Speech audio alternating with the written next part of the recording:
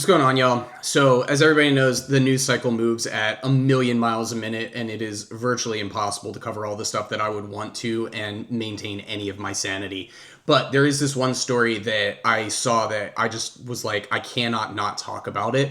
And so, this has to do with the cabinet and the 25th Amendment for Donald Trump. So people probably remember a little while ago, there was that story about a U.S. airman who was shot down in Iran, and they had to do this rescue mission to get him out, right? So the Wall Street Journal was actually reporting on this. You know, Wall Street Journal, super liberal outlet, you know, that was owned by Rupert Murdoch, who also owns Fox News. And according to the Journal, Trump got shut out of the Situation Room. So here, listen to this. Wall Street Journal reveals that military advisors intentionally excluded Donald Trump from the command room during a recent high-stakes operation to extract a downed U.S. airman in Iran because they feared his erratic behavior could jeopardize the mission. According to the Journal, Trump was in such a volatile state after Iran shot down a U.S. jet that he spent hours screaming at aides in the West Wing, obsessing over the political fallout, and invoking Jimmy Carter and the 1979 hostage crisis. Officials made the call to omit his access, only briefing him at meaningful moments instead of giving him real-time control. Guys, this in effect is the cabinet and the top military brass invoking the 25th Amendment. I mean, like, imagine. So you've got Trump is there in the West Wing. During this very tense situation, we have to get a U.S. service member out. We got to make sure that we do this carefully and nobody dies and all that stuff, right? And he's screaming at people and throwing ketchup at the wall and having like a total jiggle fit freak out. And his own cabinet and military generals say, sir, Mr. President, sir, we're going to need you to go ahead in the corner, maybe do some coloring books, maybe do some more designing on the ballroom or the Arc de Trump, and just let the adults handle this situation because, you know, it's unbelievable. They don't want him in the room because they think that he is a hindrance to them. They think that he will jeopardize the mission. Like, this is crazy. Again, I'm happy. I think that the less Trump is involved in anything, the better. As much crap as I give him for, like, you know, golfing constantly, I would rather him not be doing things because of, you know, the fact that he's totally incompetent and crazy. But it gets worse. So the Mirror is actually reporting that Trump was blocked from accessing the nuclear codes by a U.S. military general. Retired CIA analyst Larry Johnson said on a YouTube show, Judging Freedom, that during an emergency meeting on Saturday, Trump tried to access the nuclear codes. One report coming out of that meeting at the White House is that Trump wanted to use the nuclear codes, and General Dan Kane stood up and said no. He invoked his privilege as the head of the military, so to speak. It was apparently quite a blow-up. There's some very bizarre things going on in D.C. The claims have not been confirmed, and it is unclear what the nuclear codes would have been used for should they have been accessed. But it comes following reports that Donald Trump was barred from the Situation Room by military advisors during a critical Iran rescue mission. The U.S. president was reportedly shut out of the discussions amid concerns about his furious temperament. So this is, again, corroborating what the Wall Street Journal said. But, like, he's talking about trying to get the nuclear codes. Like, he's obsessed with nukes.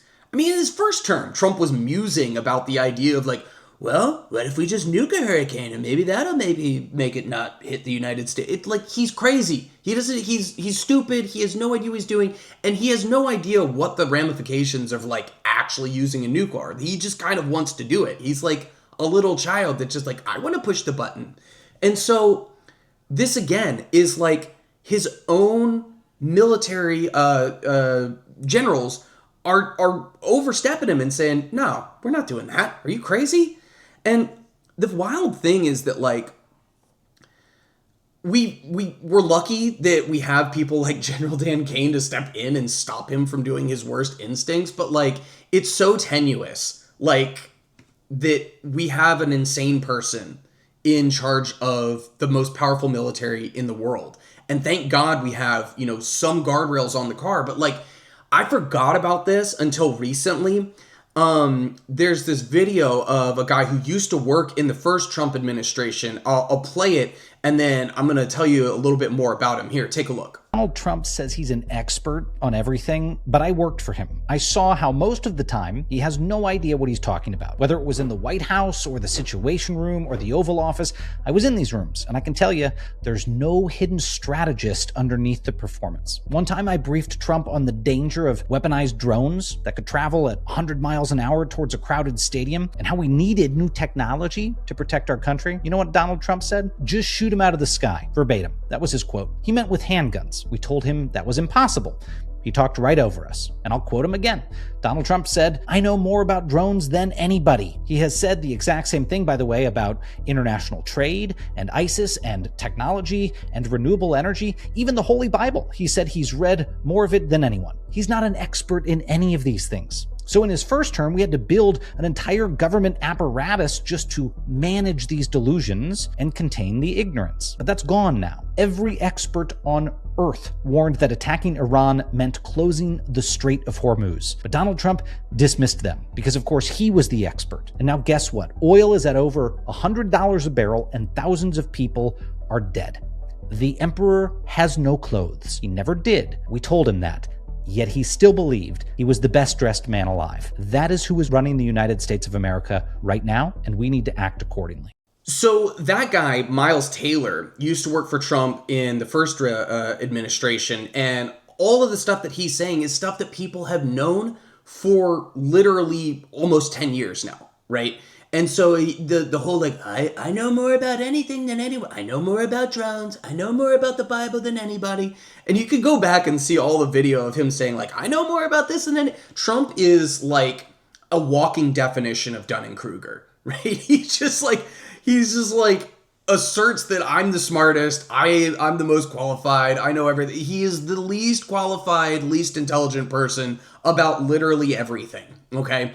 But the guy that you just saw, member of the first Trump administration, he was basically a part of this, this group of people that understood that their job was essentially like to manage the decline because there was no way they could completely stop it.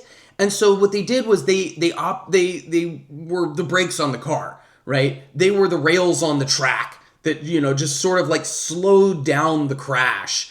And they prevented Trump from doing some of his worst instincts. Like one of the other people, his former Secretary of Defense, Mark Esper, was asked about like, I think it was Mark Esper, where like he was asked about like, during the Black Lives Matter protest, well, can't we just shoot him in the leg? And Mark Esper's like, no, you cannot shoot protesters. Are you crazy?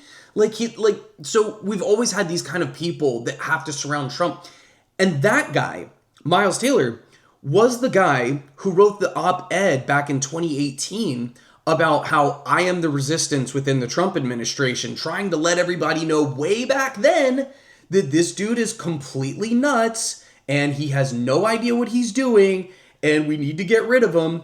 And so, as of right now, 85 members of Congress, between the House and the Senate, are calling for Trump to be removed from office via the 25th Amendment or impeached or some variation of that, okay? The fact that it is not 100% of Democrats right now is baffling to me. It is absurd to me. Like, the guy who is in charge right now is demented. He's a pedophile. He's a warmonger. He illegally attacked Venezuela and Iran and Nigeria and Syria and a whole bunch of other countries, right? But the big one in the news right now is Iran. He is violating the Emoluments Clause of the Constitution on a daily basis. He has enriched himself like $3 or $4 billion just in his second term alone. He is easily the most corrupt president in the history of the United States, and it's not even close. He has to be gone. He has to be removed. And what's sad is you don't have 100% of Democrats. It doesn't surprise me that 0% of Republicans support removing Trump because they're all feckless and, they all at one point used to decry how bad Donald Trump was until they started working for him.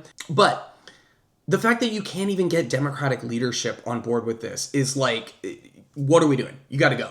Like, of the people who have said they would support removing him, Chuck Schumer, not one of them. Hakeem Jeffries, not one of them.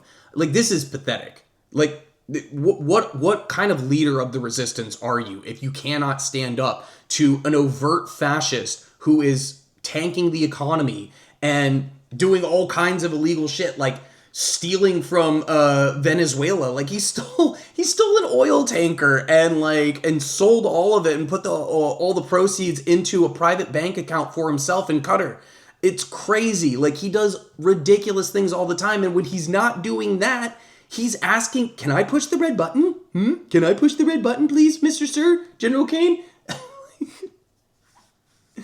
Anyway, like I said, the funny part about this story is that this proves that, in effect, the 25th Amendment sort of did happen because they were like, look, we're going to relieve you of your duties for this particular thing. They need to just go ahead and do it permanently. They need to just get him out of there. I'm not saying I want JD Vance, but we need somebody with a functioning brain at least to be, in charge of the U.S. And it's never been more clear that Trump is losing his mind, never really, qualified to be there in the first place, but like, he definitely can't be there anymore.